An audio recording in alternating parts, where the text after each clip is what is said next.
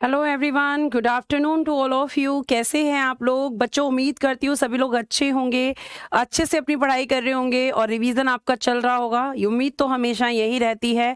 आपका कल CAA मैंने बता दिया था, अगर वहाँ से कोई डाउट है, मैंने आपको बता दिया था कि CAA एक्चुअली है क्या।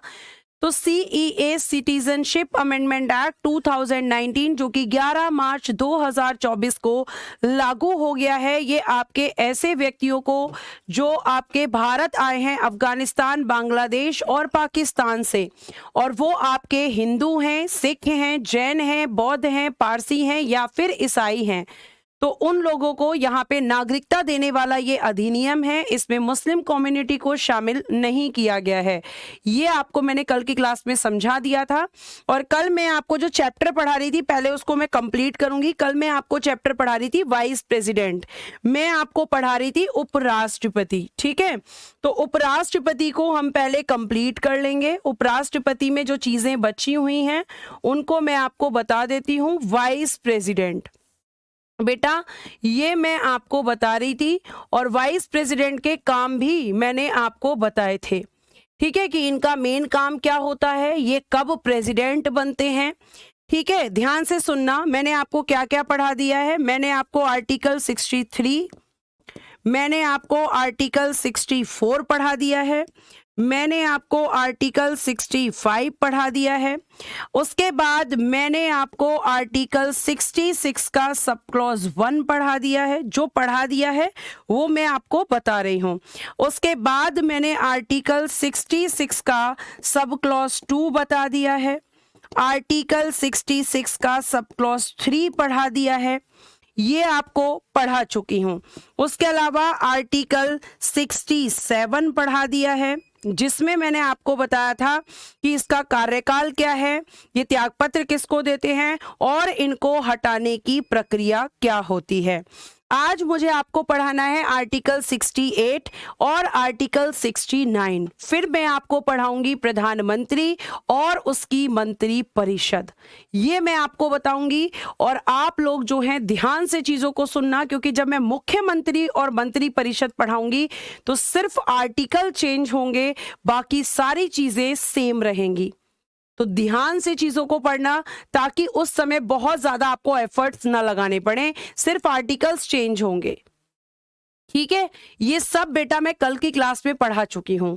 ठीक, आगे चलते हैं और आगे हम देखते हैं कि आगे हमें और क्या क्या पढ़ना है।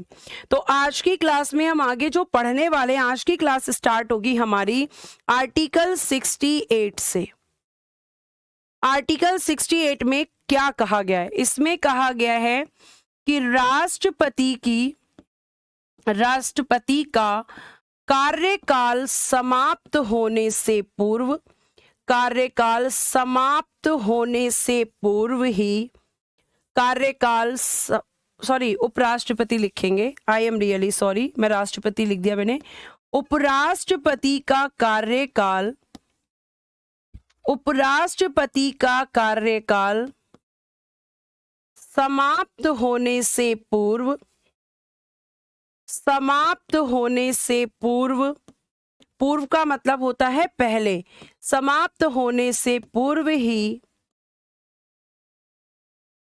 ठीक है, यानी कि जब खत्म होने वाला होगा उससे पहले ही आपके उपराष्ट्रपति पदावधि से समाप्त पूर्व होने से पहले ही, ठीक है, पूर्व ही क्या कराया जाएगा, पूर्व ही निर्वाचन करा लिए जाते हैं। निर्वाचन यानी कि इलेक्शन, ठीक है, निर्वाचन, पूर्व ही निर्वाचन करा लिए जाते हैं, पूर्व ही निर्वाचन करा लिए जाते हैं। तो ये आपको ध्यान रखना है कि इलेक्शन आपके पहले ही कंडक्ट हो जाते हैं। कि टेन्योर कितना होता है, 67 क्या हुआ है, 67 तो मैंने कल कराया है। इसका मतलब पप्पू जी आप कल की क्लास में नहीं थे।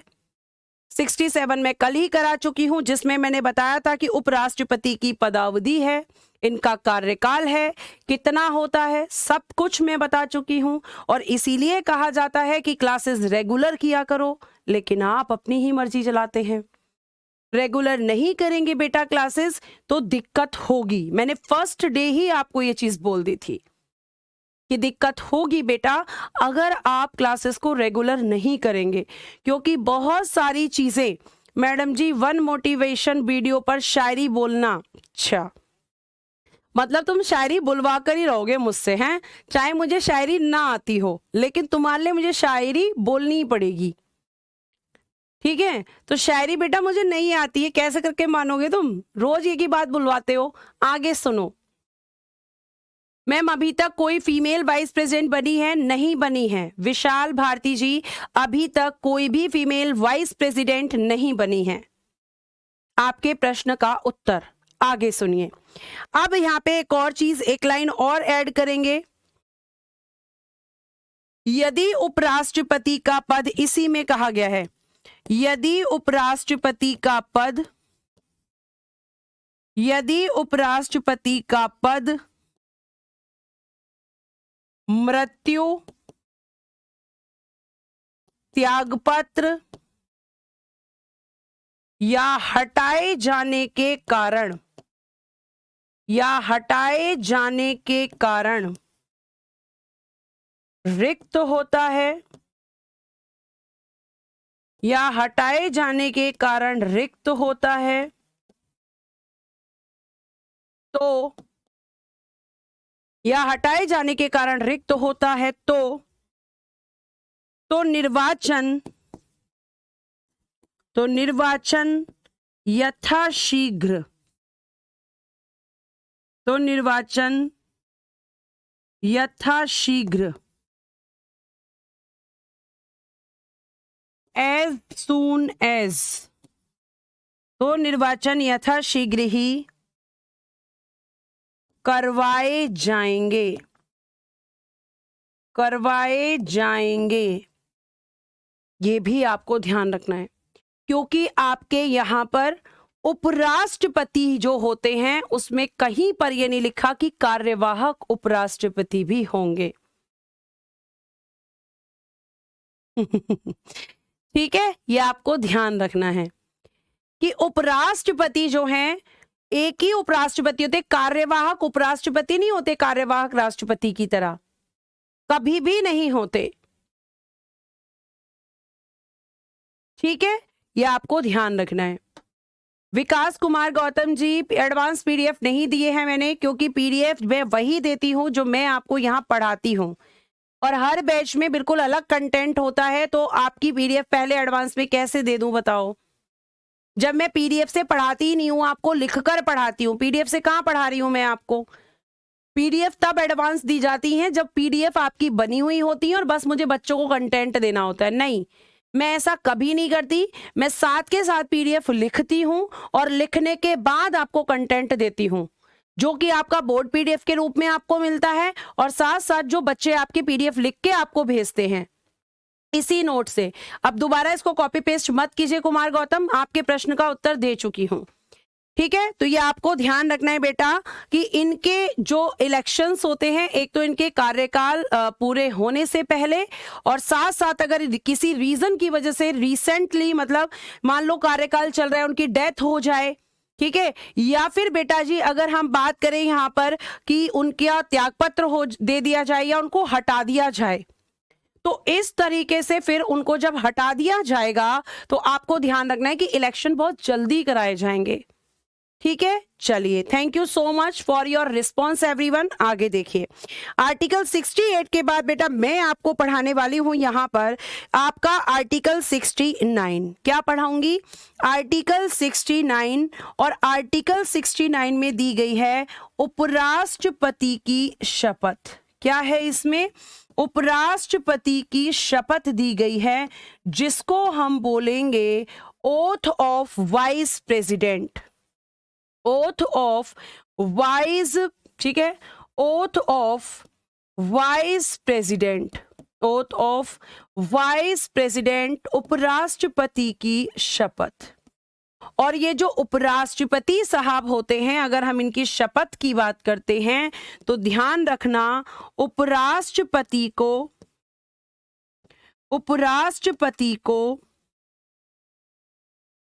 उनके पद की शपथ राष्ट्रपति द्वारा दिलाई जाती है, राष्ट्रपति द्वारा दिलाई जाती है। मुझे एक प्रश्न की उम्मीद थी, लेकिन दिक्कत यह कि वो प्रश्न किसी बच्चे ने नहीं पूछा। मुझे उसी प्रश्न की उम्मीद थी, ठीक है, कि उस प्रश्न को कोई बच्चा पूछे, उसी प्रश्न की मुझे उम्मीद थी, लेकिन आपने नहीं पूछा। लेकिन मैं जरूर बताऊंगी। अभी पहले एक आर्टिकल और देखो जिसमें आप बार बार बोल रहे हो वेतन। तो जब मैं इनके वेतन की बात करूंगी तो वेतन बेटा दिया गया है आर्टिकल 97 में, और इनको जो वेतन मिलता है वो किसका मिलता है? राज्यसभा के सभापति का वेतन। राज्यसभा के सभापति के रूप में वेतन मिलता है, के रूप में वेतन। यानी कि इनको उपराष्ट्रपति का वेतन नहीं मिलेगा, इन्हें वेतन मिलेगा चेयरमैन ऑफ राज्यसभा का। सैलरी किसकी मिलेगी? चेयरमैन ऑफ राज्यसभा की, जो कि होती है 4 लाख रुपए, जो कि होती है 4 लाख रुपीस। ठीक है, ये आपको ध्यान रखना है। आपको पता होना चाहिए कि 4 लाख रुपए जो वेतन मिलता है ये इन्हें उपराष्ट्रपति का नहीं मिलता, राज्यसभा के सभापति का मिलता है। और एक और चीज मैं आपको यहां पे बताना चाहूंगी, और वो चीज क्या है कि जब ये, अब यहां पे एक और चीज लिख लो, लेकिन जब ये, ध्यान से सुनना, लेकिन जब ये कार्यवाहक राष्ट्रपति के रूप में कार्य करते हैं, राष्ट्रपति के रूप में कार्य करते हैं, कार्यवाहक राष्ट्रपति के रूप में कार्य करते हैं,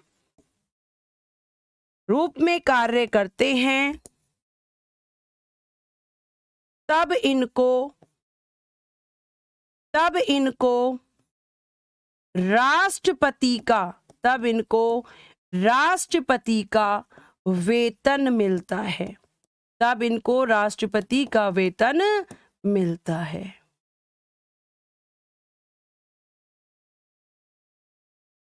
लेकिन कब? जब ये कार्यवाहक राष्ट्रपति होंगे। तो ये काम तो इनका टेम्पररी है। मेन इनका काम क्या है? राज्यसभा के सभापति। एनुअली नहीं बेटा, मंथली सैलरी है। ग्रितिमा, ये इनकी मंथली सैलरी है 4 लाख रुपए, और 5 लाख कब मिलेंगे? जब ये कार्यवाहक राष्ट्रपति का काम करेंगे, क्योंकि बेटा आपको मैंने बताया है कि कार्यवाहक राष्ट्रपति बिल्कुल राष्ट्रपति हो जाते हैं जब उस समय वो पोस्ट होल्ड करते हैं। ये आपको ध्यान रखना है। आगे देखना, अब मैं जो प्रश्न की बात कर रही थी वो यहीं से निकल आ रहा है कि आपने मुझसे ये प्रश्न ही नहीं पूछा कि मैम जब उपराष्ट्रपति कार्यवाहक राष्ट्रपति के रूप में कार्य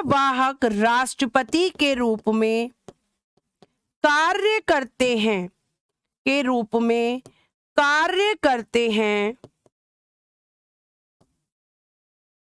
हैं, तब राज्यसभा के सभापति के रूप में,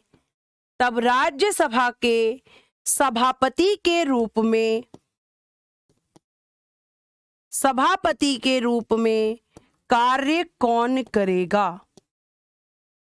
चलो, कौन बच्चा मुझे इस प्रश्न का उत्तर देगा? कार्य कौन करेगा? जो बच्चा मुझे इस प्रश्न का उत्तर देगा उसका नाम लूंगी मैं।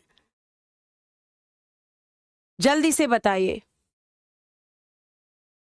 उपराष्ट्रपति और राष्ट्रपति दोनों का वेतन मिलता है, ये बताओ आप पहले। मैम प्लीज बताओ। अनुज, राज्यसभा के सभापति का वेतन मिलता है, उपराष्ट्रपति का वेतन कभी नहीं मिलता, क्योंकि उपराष्ट्रपति के नाम से कोई काम ही नहीं है। और राष्ट्रपति का वेतन तब मिलेगा, ये कंडीशनल है, जब ये राष्ट्रपति के मतलब जब ये कार्यवाहक राष्ट्रपति के रूप में कार्य करेंगे।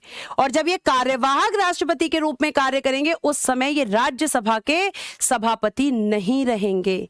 एक बच्चा कह रहा है गुड्डू कुमार की मैम राष्ट्रपति करेंगे। बेटा राष्ट्रपति की जगह तो यही खुद राष्ट्रपति का काम करे। बहुत बढ़िया मनीष राजपूत, वेरी गुड, बहुत बढ़िया मैम। उपसभापति रामेश्वर पांडे, उपसभापति, बहुत बढ़िया।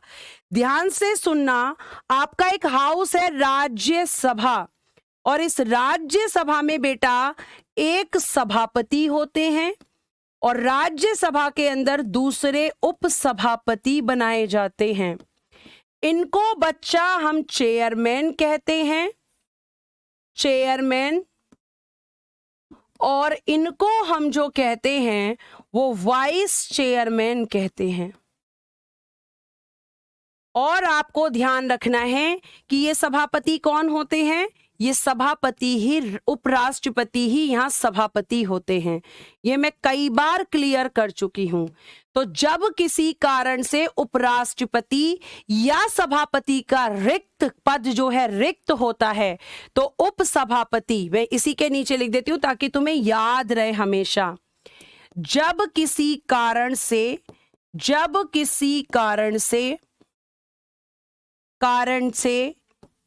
सभापति का पद रिक्त हो जाता है, सभापति का पद रिक्त हो जाता है, रिक्त हो जाता है, तो उपसभापति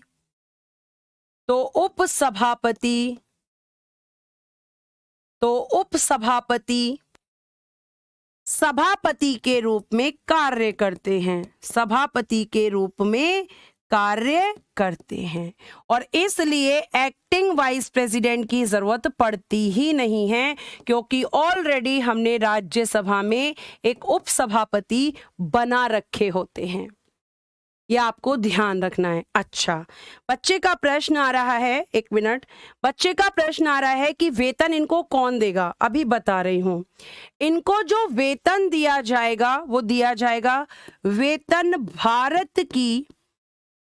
भारत की संचित निधि से दिया जाता है, वेतन भारत की संचित निधि से दिया जाता है।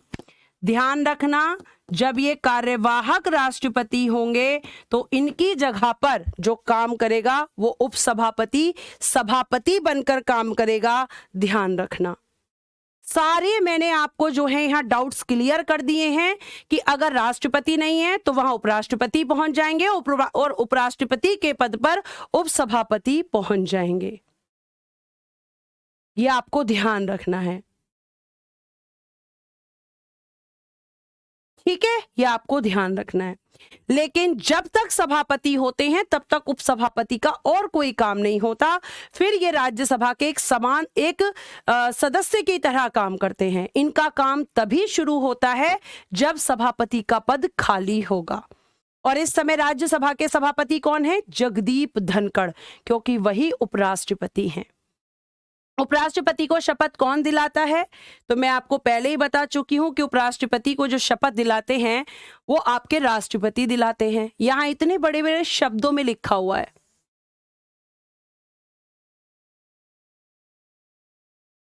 ठीक है, ये आपको ध्यान रखना है। चलो, आप सभी का भी बहुत धन्यवाद। उपराष्ट्रपति, ठीक है, ये आपको ध्यान रखना है। तो ये आपका उपराष्ट्रपति पूरा चैप्टर है। अब आपके दिमाग में एक काम जरूर आ रहा होगा, वो क्वेश्चन आ रहा होगा, अगर आ रहा होगा, नहीं आ रहा तो आना चाहिए।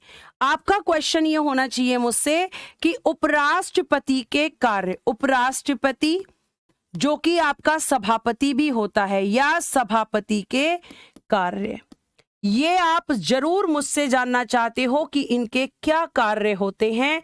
और बेटा ये मैं आपको पढ़ाऊंगी संसद में, संसद में हम इसको पढ़ेंगे, क्योंकि जब मैं आपको राज्यसभा पढ़ाऊंगी तो वहीं पे मैं बताऊंगी सभापति के कार्य।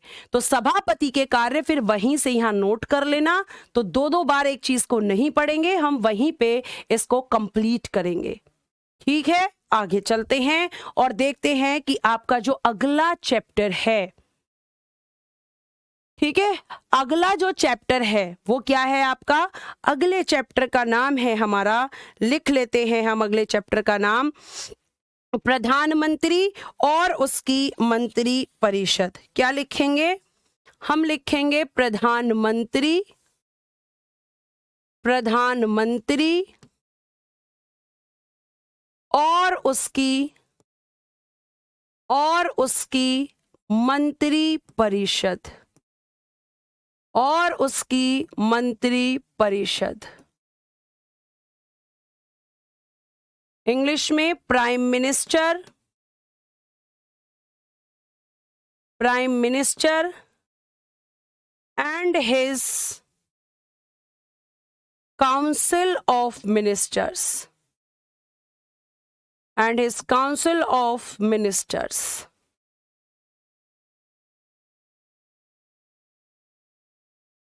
यह आपका अगला और नया चैप्टर है।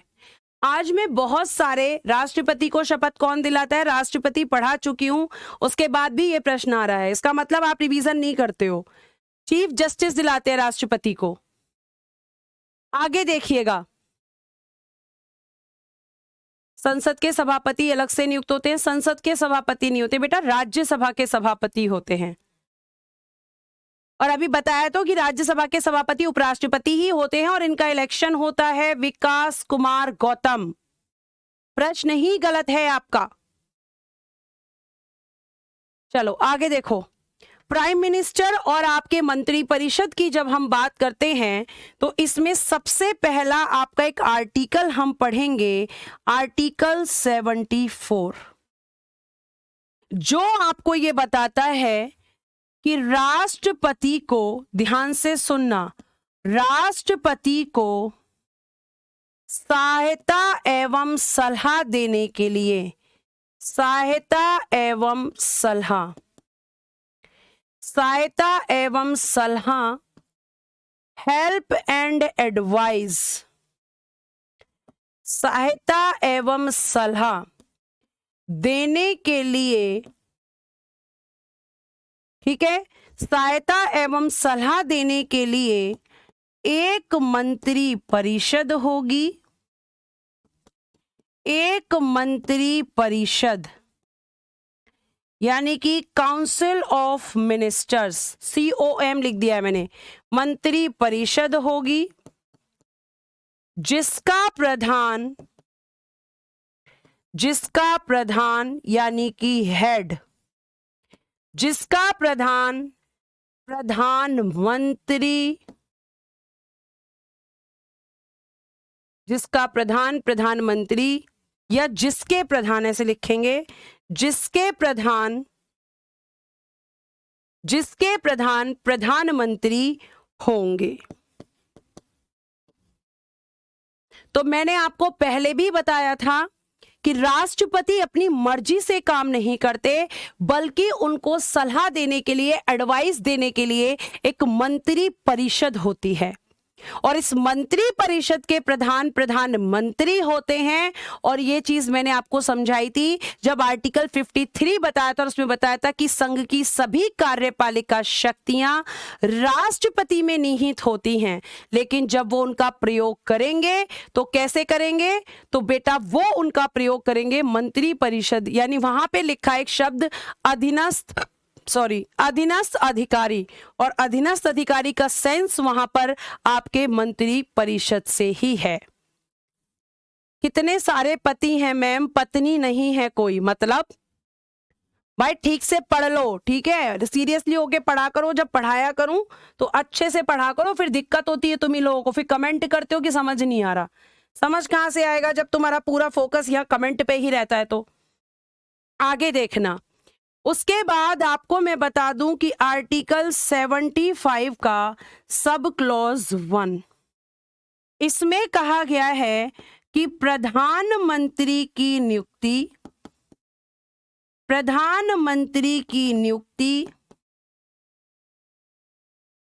ध्यान से सुनना, नियुक्ति यानी कि अपॉइंटमेंट, प्रधानमंत्री की नियुक्ति यानी कि अपॉइंटमेंट राष्ट्रपति द्वारा की जाती है, राष्ट्रपति द्वारा की जाती है।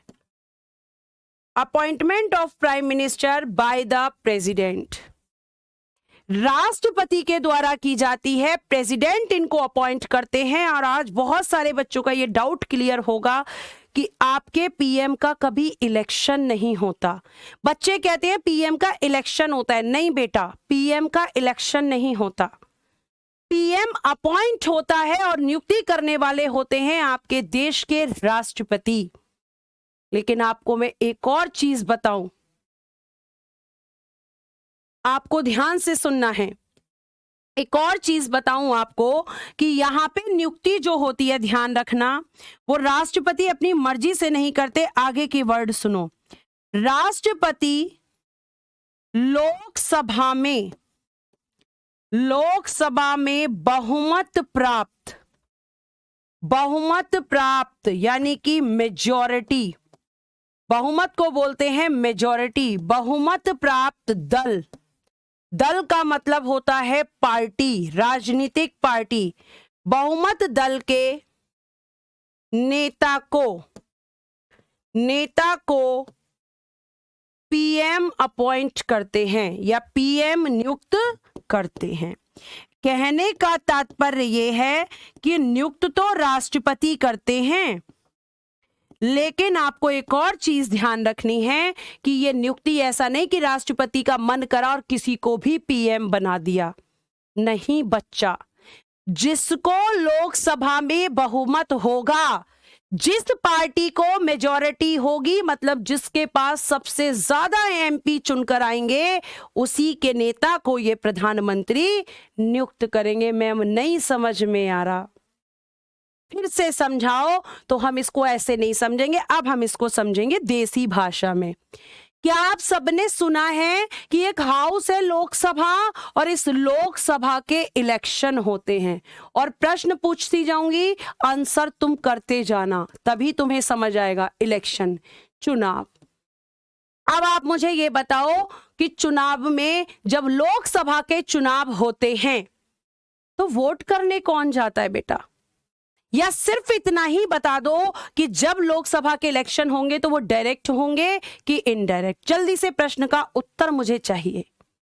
अगर तुमने ये बता दिया कि कैसे इलेक्शन होंगे तो तुम ये भी बता दोगे कि इलेक्शन कैसे होंगे, तो तुम्हें ये भी पता है कि वोट करने कौन जाएगा। बताओ, इलेक्शन डायरेक्ट होंगे या इनडायरेक्ट होंगे? बताओ जल्दी से। बहुत बढ़िया शुभू यादव, वेरी गुड। कैसे इलेक्शन होंगे बेटा? डायरेक्ट इलेक्शन होंगे। डायरेक्ट इलेक्शन होते हैं मैम, प्रत्यक्ष निर्वाचन होते हैं, और प्रत्यक्ष निर्वाचन किसी के भी हो, वोट देने जाती है जनता। तो यहाँ पे मतदाता कौन होंगे? वोटर्स कौन होंगे? तो मैम वोटर्स होते हैं पब्लिक, यानी कि जनता, यानी कि मैं, आप सब, जनता। और जनता में कौन? 18 वर्ष या 18 वर्ष से ज्यादा के सारे लोग डायरेक्ट इलेक्शन में वोट करते हैं। तो मिनिमम एज क्या होती है वोटिंग की? 18 इयर्स, 18 वर्ष होती है। तो आप ये चीज लिख भी सकते हैं, मैं इधर लिखती हूं इसको इधर करके। यहीं पे इंपॉर्टेंट आर्टिकल है, ध्यान से सुनना। आर्टिकल 326 कहता है कि एक व्यक्ति जो भारत का नागरिक है, एक व्यक्ति जो भारत का नागरिक है, एक व्यक्ति जो भारत का नागरिक है, और उसकी आयु 18 या 18 वर्ष, 18 या 18 वर्ष से ज्यादा है, तो वह मतदान कर सकता है। तो वह मतदान कर सकता है, यह आपको ध्यान रखना है। तो वह मतदान कर सकता है। आगे, मतदान का अधिकार, मतदान का अधिकार वैधानिक अधिकार होता है। वैधानिक अधिकार यानी कि लीगल राइट। वैधानिक अधिकार यानी कि लीगल राइट, वैधानिक अधिकार होता है यानी लीगल राइट होता है, और आर्टिकल 326 आपको ये अधिकार देता है। ठीक है, इतनी बात। ये तो हो गई अलग कहानी, इसको हम अलग बॉक्स में बंद कर देते हैं। ठीक है, अब हम अपनी कहानी पे आते हैं। मतदाता कौन है? पब्लिक है, जनता है। अब ये जो जनता है ये क्या करेगी? ये जनता डायरेक्ट इलेक्शन में एमपीस को चुनेगी। किसको चुनेगी बेटा? एमपीस को चुनेगी। और ये एमपीस कौन होते हैं? एमपीस को चुनेगी मतलब एमपीस का निर्वाचन होता है। लोकसभा के सदस्य को क्या कहते हैं? लोकसभा के सदस्य को क्या कहते हैं मैम? एमपी कहते हैं। क्या कहते हैं? एमपी कहते हैं। और जो एमपी होते हैं उनको हम लोग इलेक्शन के थ्रू चुनते हैं, और ये एमपी अलग अलग अलग अलग पार्टी के होते हैं।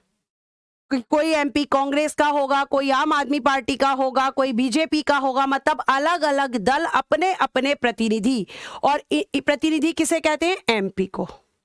अपने अपने रिप्रेजेंटेटिव अलग अलग जगह पे अलग अलग प्रतिनिधियों को खड़ा करते हैं, और फिर बेटा ये एमपी चुनकर कहां आएंगे? ये एमपी चुनकर लोकसभा में आते हैं। लोकसभा में आते हैं। और आपको मैं बता दूं कि वर्तमान में लोकसभा की सदस्य संख्या, वर्तमान में लोकसभा की सदस्य संख्या बेटा 543 है, 543। ये है आपके लोकसभा की वर्तमान सदस्य संख्या। अब इनसे कहा जाएगा कि जब ये एमपी लोकसभा में आते हैं तो देखा जाएगा यहां पर लोकसभा में कि सबसे ज्यादा एमपी किस पार्टी के हैं। मतलब सबसे ज्यादा एमपी किस पार्टी के हैं, ये कैसे देखा जाएगा? तो देखा जाएगा कि 543 का 50% +1 यानी कि आधे से एक अधिक, आधे से एक अधिक, आधे से एक अधिक किस दल के एमपी हैं, और जिस दल के पास इतने एमपी होंगे उसी दल की सरकार बनेगी। तो वर्तमान में किसके हैं? बीजेपी की मेजॉरिटी है। इसी को कहते हैं मेजॉरिटी, इसी को कहते हैं बहुमत। ये आपको ध्यान रखना है। एमपी जो होते हैं बेटा, ये आपके जिस पार्टी में सबसे ज्यादा एमपी होंगे, जो सबसे ज्यादा उस पार्टी को सपोर्ट करेंगे, उसी पार्टी की सरकार बनती है बच्चा, और वही पार्टी अपना बहुमत सिद्ध कर देती है। और जिसके पास इतने एमपी होते हैं, ठीक है, जिसके पास इतने एमपी होते हैं वो सारे, अब ये कौन हो गए? ये सारे आपके एमपी, एक मिनट सॉरी, अब ये जो एमपी हैं, ये एमपी क्या करेंगे? अब मान के चलो कि इनमें अब किसकी सरकार बनी? तो बन गई बीजेपी की सरकार। बीजेपी दल की सरकार बनी, और यहां पर जब सरकार बनी तो किसने बनाई सरकार? एमपीज ने मिलकर, एमपीज ने मिलकर सरकार बना दी। और जब इन एमपीज ने मिलकर सरकार बनाई तो यही एमपीज मिलकर क्या करते हैं? यही एमपीज मिलकर पीएम को चुनते हैं, पीएम को चुनते हैं, यानी कि चूज करते हैं कि हम में से कौन पीएम बनेगा, हम में से कौन पीएम बनेगा। और फिर जब ये चूज कर लेते हैं तो राष्ट्रपति को इन्होंने बता दिया कि हम मोदी जी को बनाएंगे। किसको बनाएंगे? मोदी जी को। तो फिर मोदी जी आपके बेटा पीएम नियुक्त हो गए। तो राष्ट्रपति ने कुछ नहीं किया, ठीक है।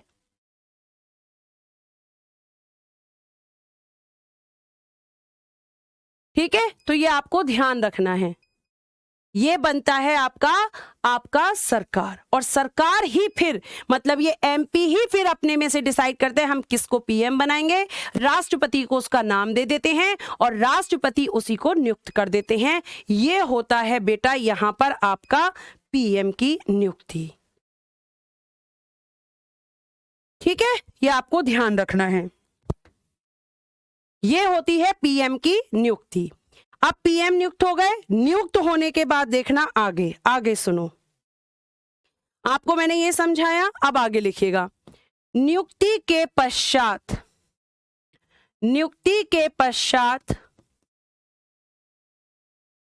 पीएम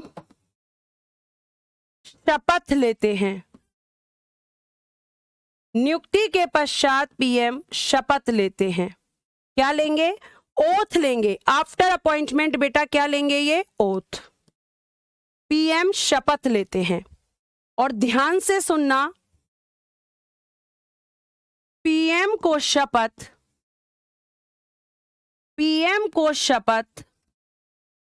अनुसूची 3 के अनुसार, अनुसूची 3 के अनुसार अकॉर्डिंग टू शेड्यूल 3,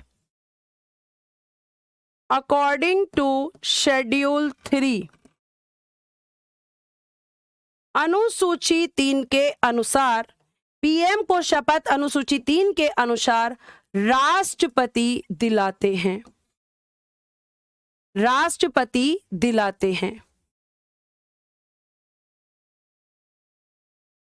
तो शपथ कौन दिला रहा है? राष्ट्रपति।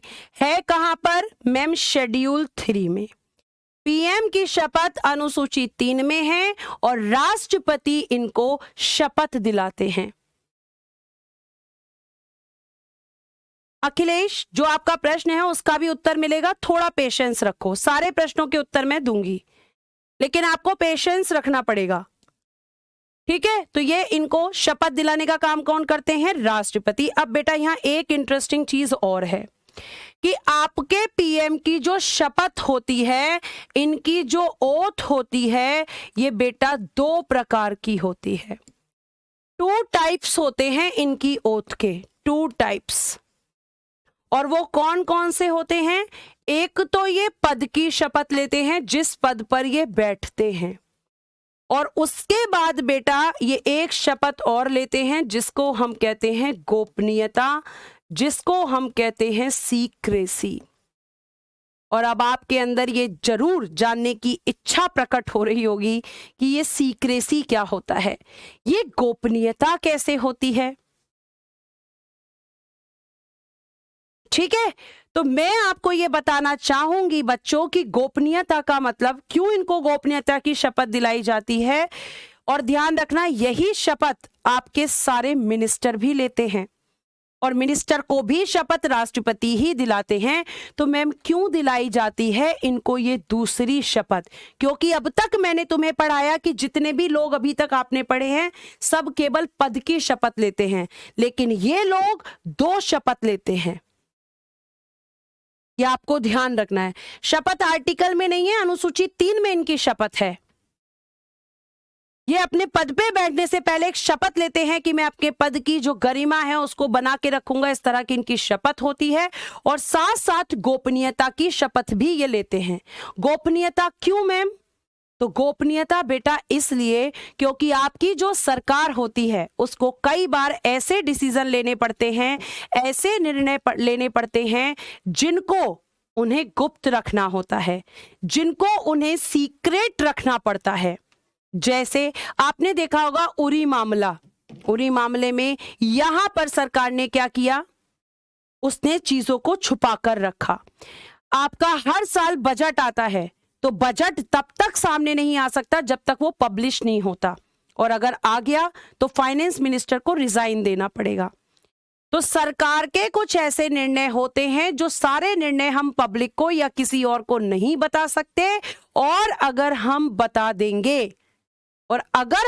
देंगे तो क्या हो जाएगा? तो मैम बहुत सारी चीजें खराब हो जाएंगी।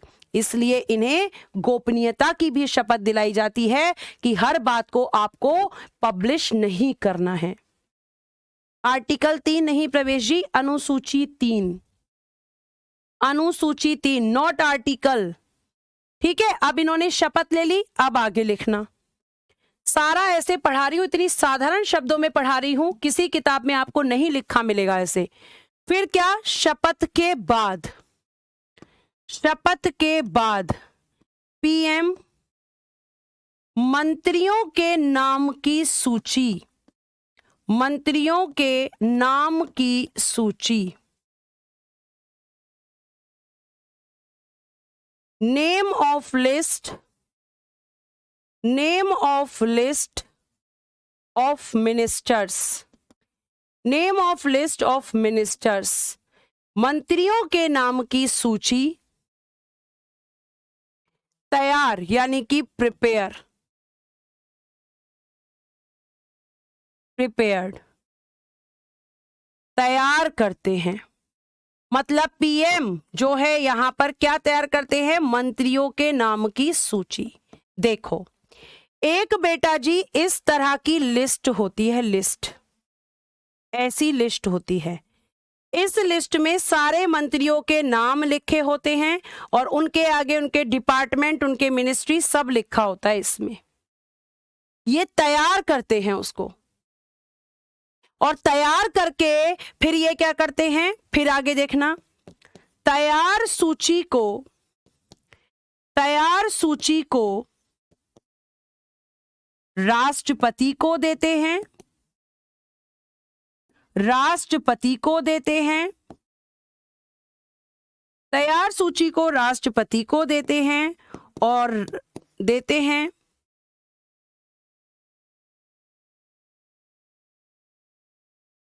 और राष्ट्रपति सूची के अनुसार, सूची के अनुसार मंत्रियों की नियुक्ति करते हैं, मंत्रियों की नियुक्ति करते हैं। यानी कि नियुक्ति आपके राष्ट्रपति पीएम की भी कर रहे हैं और आपके काउंसिल ऑफ मिनिस्टर्स की भी। लेकिन ना तो पीएम की मर्जी, मतलब पीएम की नियुक्ति अपनी मर्जी से कर रहे हैं बेटा, और ना ही मंत्रियों की नियुक्ति अपनी मर्जी से कर रहे हैं।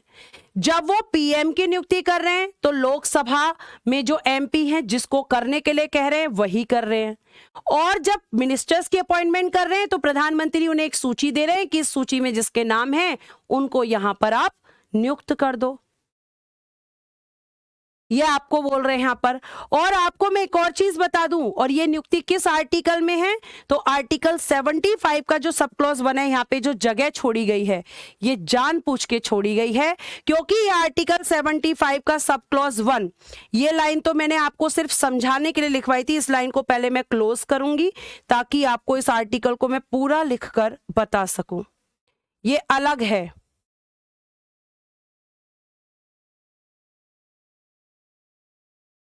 जो बच्चे कमेंट कर रहे हैं ना समझ में नहीं आ रहा, आएगा भी नहीं, क्योंकि आप सिर्फ कमेंट ही करते रहना। कितना ही मना कर लो आपको समझ ही नहीं आती हैं आपको चीजें। प्रधानमंत्री की नियुक्ति राष्ट्रपति द्वारा की जाती है, और इसी आर्टिकल में आगे क्या कहा गया, यहीं से शुरू करती हूं। और अन्य मंत्रियों की नियुक्ति, और अन्य मंत्रियों की नियुक्ति राष्ट्रपति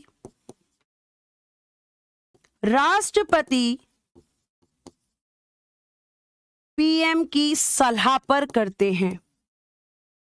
पीएम की सलाह यानी कि एडवाइस, सलाह पर करते हैं। और एडवाइस किस रूप में देते हैं, लिस्ट के रूप में। लिस्ट थमा दी कि इसमें ए का नाम है, बी का नाम है, सी का नाम है, डी का नाम है, तो आपको मैं ये बता दूं बेटा कि इस लिस्ट में जिसका नाम होगा ये उसी को नियुक्त करेंगे और किसी को नहीं करते। ठीक है, ये आपको ध्यान रखना है। क्वेश्चन कैसे पूछेगा, क्वेश्चन पूछेगा यहां से कि आपके देखो क्या क्या क्वेश्चन बनेंगे, मैं शुरू से बताती हूं। आपके ये जो प्रश्न लॉजिकल होंगे उनका आंसर तो दूंगी ही दूंगी। पहला प्रश्न पूछेगा, ये तो उपराष्ट्रपति शुरू हो गया इधर से, जहां से प्रधानमंत्री और आपकी मंत्री। पहला प्रश्न पूछेगा कि आर्टिकल 74 क्या है, या तो ये पूछ लेगा या आर्टिकल 74 की परिभाषा लिखकर दे देगा और पूछ लेगा कि किस आर्टिकल में कहा गया है कि एक मंत्री परिषद जो कि राष्ट्रपति को सहायता और सलाह देने के लिए होगी। दूसरे में पूछेगा कि प्रधानमंत्री की नियुक्ति कौन करता है, आंसर राष्ट्रपति। मंत्रियों की नियुक्ति कौन करता है, आंसर राष्ट्रपति। तीसरा क्वेश्चन, राष्ट्रपति मंत्री परिषद की नियुक्ति किसकी सलाह पर करता है, प्रधानमंत्री की सलाह पर। प्रधानमंत्री और मंत्री परिषद की नियुक्ति किस आर्टिकल में है, तो 75 के 1 में है। अगला प्रश्न कि प्रधानमंत्री किसे नियुक्त किया जाता है, तो लोकसभा में बहुमत प्राप्त दल के नेता को राष्ट्रपति प्रधानमंत्री नियुक्त करता है। अगला प्रश्न आपसे पूछेगा कि आपके प्रधानमंत्री को शपथ कौन दिलाता है, राष्ट्रपति दिलाते हैं। मंत्री परिषद को शपथ कौन दिलाता है, राष्ट्रपति दिलाते हैं। प्रधानमंत्री और मंत्री परिषद की शपथ किस अनुसूची में है, मैम तीसरी अनुसूची में है, तीसरी अनुसूची में शपथ है। आपके राष्ट्रपति किसकी सलाह पे मंत्रियों की नियुक्ति करते हैं, पीएम की सलाह पर करते हैं। और आपको बताया है साधारण शब्दों में, लेकिन ये सूची तभी बनाएंगे जब बेटा ये आपकी शपथ ले लेंगे, क्योंकि जब तक शपथ नहीं लेंगे तब तक उन्हें पीएम नहीं माना जाएगा। ठीक है, आगे सुनो, आगे मेरी बात सुनो। अब यहां शपथ, इसको भी पूरा करो। नियुक्ति के पश्चात पीएम ने क्या ली है, शपथ ली है। अब यहां पे आप देख रहे हो कि इनकी भी नियुक्ति हो चुकी है, किसकी, मंत्रियों की नियुक्ति हो चुकी है। तो यहां पे आपको लिखना है कि मंत्रियों की नियुक्ति के पश्चात, मंत्रियों की नियुक्ति के पश्चात, नियुक्ति के पश्चात सभी मंत्री, मंत्रियों की नियुक्ति के पश्चात सभी मंत्री अनुसूची 3 के अनुसार, अनुसूची 3 के अनुसार राष्ट्रपति के समक्ष या राष्ट्रपति के सामने अपने पद की शपथ लेते हैं, अपने पद की शपथ लेते हैं। तो मंत्रियों को भी नियुक्ति यही शपथ यही दिला रहे हैं और पीएम को भी। और बेटा इनकी भी जो शपथ है, इनकी भी जो ओथ है वो बेटा 2 प्रकार की है, जो मैंने ऊपर लिखी है। पहली पद की और दूसरी गोपनीयता की।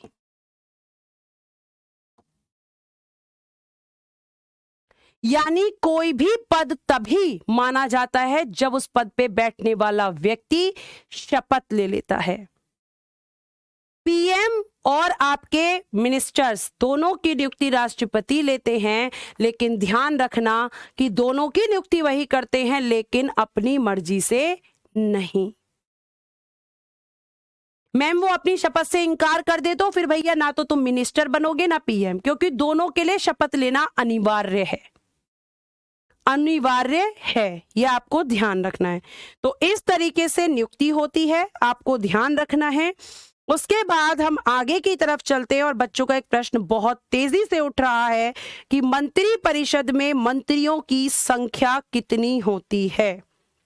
चलो ये भी देख लो, क्या हेडिंग डालेंगे, मंत्री परिषद में लिखना, मंत्री परिषद में मंत्रियों की कुल संख्या, मंत्रियों की कुल संख्या